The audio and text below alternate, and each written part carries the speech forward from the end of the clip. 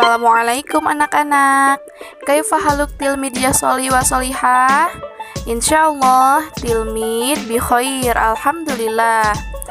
Anak-anak, jangan lupa untuk tetap menjaga kesehatan ya. Tetap melaksanakan 3M. Memakai masker, mencuci tangan, dan menjaga jarak. Anak-anak, sebelum kita memulai pembelajaran, mari kita berdoa bersama-sama. Rabbi zidni ilma warzuqni fahma. Di pertemuan hari ini, kita akan mempelajari tentang matematika kelas 3, tema 7, subtema 3, keliling bangun datar dengan satuan tak baku. Anak-anak, sebelum kita membahas mengenai keliling bangun datar, maka kita harus mengetahui terlebih dahulu apa itu keliling. Oke, keliling adalah banyaknya satuan panjang yang digunakan untuk mengukur panjang tepian benda. Ibu ulang, keliling adalah banyaknya satuan panjang yang digunakan untuk mengukur panjang tepian benda. Di bawah ini ada yang berwarna kuning, itu adalah bangun datar, yang namanya adalah bangun datar persegi panjang. Nah, tepian itu terdiri dari tepian kanan kiri atas bawah ya. Nah, tepian kanan kiri itu dinamakan dengan lebar. Sedangkan tepian atas dan bawah itu yang dinamakan dengan panjang. Jadi, kita harus mengetahui mana panjang dan mana lebar ya. Keliling dapat diukur menggunakan satuan baku dan satuan tak baku. Nah, berikut adalah satuan baku.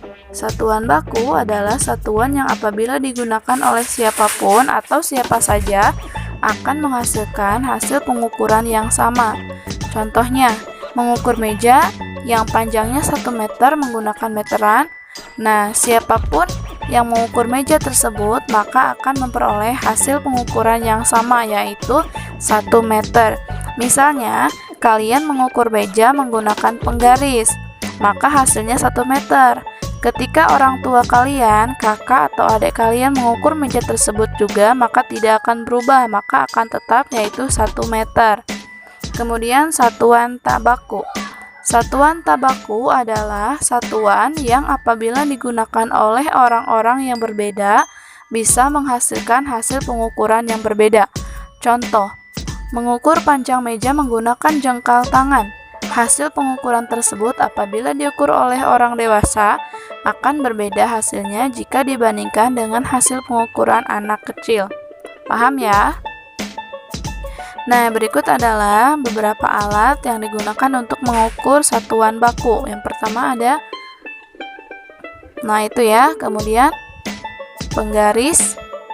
Nah, kemudian contoh alat yang untuk mengukur satuan tak baku yaitu jengkal tangan, kemudian 1 depak, kemudian dengan langkah kaki, dan alat-alat yang lainnya.